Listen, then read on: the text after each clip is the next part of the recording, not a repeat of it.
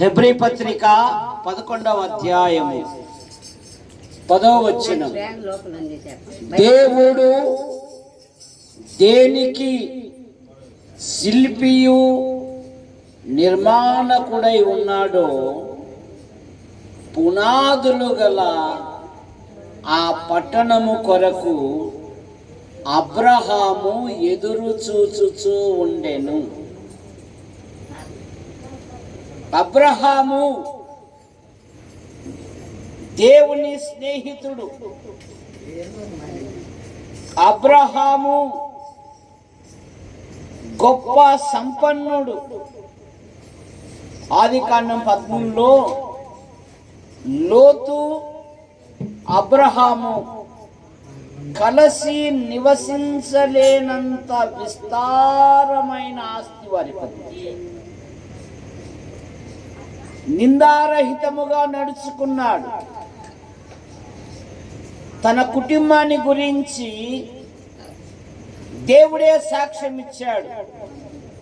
ఆదికాండం 18వ అధ్యాయము 19వ వచనములో అబ్రహాము గూర్చినది తన తర్వాత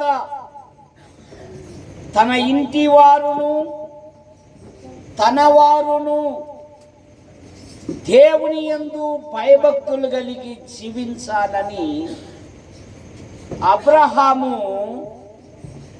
ఆజ్ఞాపించెను అనే మాట మనం చూస్తాం. మన మధ్యలో ఉన్న మరి బీసు వంశవృక్షములో ఒక 100 సంవత్సరాల క్రితము ఒక ఆయన పాప్కాన్ దీవులకి వెళ్ళి హతసాక్షి అయ్యాడు. ఆయన సమాధి కూడా గుత్తి సమాధులలో ఉందన్నమాట. మరి బీస్ బెంజమిన్ గారు ఉపాధ్యాయ వృత్తి చేసుకుంటూ ఆ దినాలలో నాగరికత లేని ప్రజలకు దేవుని వాక్యం నేర్పుతూ వారి యొక్క కుమారులను కుమార్తెలను ఒక ఉన్నతమైన వ్యక్తులుగా చేశారు. వారిలో పెద్ద కుమారుడు మన మధ్యలో ఉంటున్న బీసు శ్యాంప్రసాద్ గారు. ఆయన పోస్టల్ డిపార్ట్మెంట్లో పనిచేస్తూ నింద లేకుండా రిటైర్మెంట్ అయ్యారు. ఆయన భార్య సతీమణి సుగుణమ్మక్క గారు చాలా ప్రేమ కలిగినది. తన కుమారులను కుమార్తెను ఒక ఉన్నతమైన వ్యక్తులుగా చేసి ఆ దినాలలో మరి ఎవరైనా దైవజనులు వస్తే మన యాడికిలో దేవుని సేవకులకు విలువలేని దినాలలో, ఎందుకంటే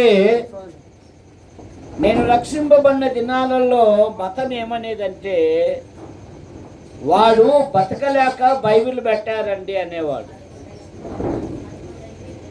అట్టి దినాలలో దేవుని సేవకులు వచ్చినప్పుడు సుగుణమ్మక్క దేవుని సేవకులు వచ్చినారు అంటే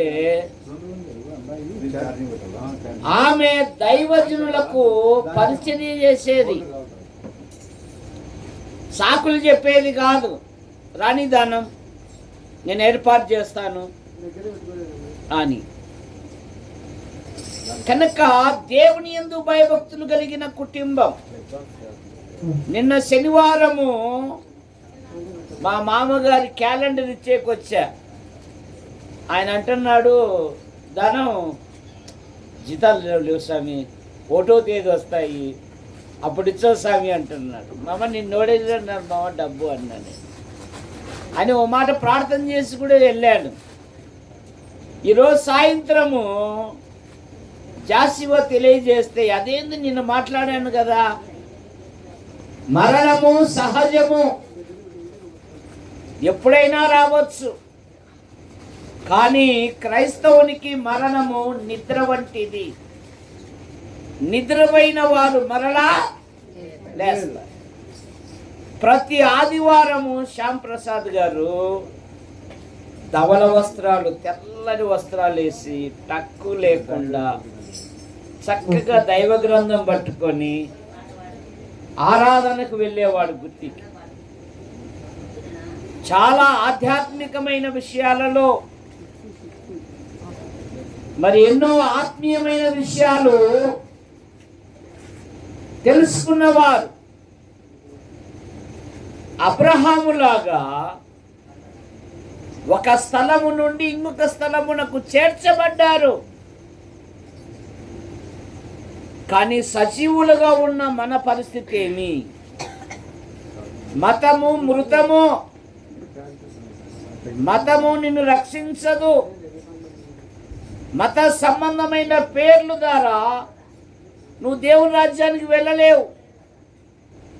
యోహాను సువార్త 3వ అధ్యాయములో ప్రభువైన యేసుక్రీస్తు వారు ఏమన్నారు? ఒకడు క్రొత్తగా జన్మించితేనే గాని దేవుని రాజ్యమునకు పరలోక పట్టణమునకు వారసులు కానేరరు అంటున్నది. కనుక ఈ సమయంలో ఎవరైనా ప్రభువుని అంగీకరించకపోతే ప్రభు అయిన యేసుక్రీస్తునందు విశ్వాసం ఉంచాలని మనం చేస్తూ ఉన్నాం. మానవుడు పాపములో పుట్టి, పాపములో పెరిగి, పాపములో జీవిస్తూ, పాప పరిహారము కొరకై అనాది నుండి అనేకమైన ప్రయత్నములు చేస్తున్నాడు. మానవ ప్రయత్నములు దేవుని దృష్టిలో మురికి పేలికలు గనక, అయ్యో నేనెంతో దౌర్భాగ్యుడను, ఇట్టి మరణమునకు లోనగు శరీరము నుండి నన్ను ఎవడు విడిపించును? మానవుల పాపముల నుండి, మానవుల దోషముల నుండి, మానవుల అపరాధముల నుండి భూమి మీద ఎవరు తీసివేయలేరు. దేవుడే లోకమును ప్రేమించి యేసుక్రీస్తు నామములో భూలోకానికి వచ్చి ఆయన పవిత్రంగా జన్మించి, పవిత్రంగా జీవించి ప్రజలకు మేలు చేశాడు. ఆయన అందులకు చూపునిచ్చాడు, అంగహీనులను బాగు చేశాడు, ఆకలితో ఉన్న వారికి ఆయన ఆహారం ఇచ్చాడు. అది రికార్డు అవుతుందే లేదు, ఎక్కడెక్కడ కాలం సంపూర్ణమైనప్పుడు ఆయన శిలువలో బలియాగమయ్యాడు. కారణం, రక్తము చిందింపకుండా పాపములకు క్షమాపణ లేదు గనక పాప నివారణ కొరకై మానవుడు అనేకమైన ప్రయత్నములు చేయుచున్నాడు. కానీ మన ప్రభు అయిన యేసుక్రీస్తు వారు లోక పాపం మోసుకొని పోవు దేవుని గొర్రెపిల్లగా మన అపరాధముల కొరకు, మన దోషముల కొరకు, మన పాపముల నిమిత్తమై ఆయన బలియాగమయ్యాడు. యేసు రక్తము ప్రతి పాపము నుండి మనలను పవిత్రులుగా చేయును. యేసు ప్రభు వారు అన్నారు కదా, నా మాట విని నన్ను పంపిన వాని యందు విశ్వాసముంచు ప్రతివాడు నిత్య జీవము గలవాడు.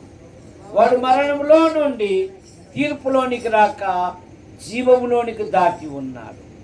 ఇప్పుడు క్రీస్తు నందున్న వానికి ఏ శిక్ష విధియు లేదు. ఇదిగో మన మధ్యలో శరీరాన్ని వదిలి మహిమలో చేర్చబడిన బీసీ శ్యామ్ ప్రసాద్ గారు ఆయన అంటున్నాడు మనందరితో, మంచి పోరాటము పోరాడి తిని, నా పరుగు తుదముట్టించి తిని, విశ్వాసమును కాపాడుకున్నాను. ఆయన బైబిల్ చదువుతూనే దేవుని యొద్దకు వెళ్ళాడని ఒక మాట నాకు వినబడింది. ఎంత గొప్ప ధన్యత అండి. అందరికీ ఆ మరణం రాదు. బిలాం కోరుకున్నాడు కదా, నీతిమంతుల మరణం వంటి మరణము నాకు లభించునుగాక అన్నాడు బిలాం. కనుక బి శ్యామ్ ప్రసాద్ గారు ఆయన ప్రభు యొద్దకు చేర్చబడ్డారు. ఇంకా సజీవులుగా ఉన్న మన జీవితంలో ప్రభుని అంగీకరించకపోతే, ప్రభు అయిన యేసుని అంగీకరించి పాపక్షమాపణ పొంది దేవుని రాజ్యానికి వారసులు కావాలని మనవి చేస్తున్నాం. ప్రేమించిన మా తండ్రి బీసీ శ్యాంప్రసాద్ గారు మహిమలో చేర్చబడ్డారు. అక్కకు, కుమారులకు, కుమార్తెకు, సోదరి సోదరులకు, బంధువర్గానికి ఒకరి తల్లి వారిని ఆదరించినట్లు నేను మిమ్మల్ని ఆదరించదను. దేవుడే వారి కన్నుల ప్రతి బాష్ప బిందు తుడిచివేయను అన్నారు. అయ్యా, యజమానుడు లేని లోటు మీరు ఇమ్మానుయేలుగా ఉండి ఆదరించమని యేసు ప్రభు నామములో ప్రార్థిస్తున్నాం తండ్రి, ఆమేన్. సరోజమ్మ ఇది కట్ చేయదాన్ని.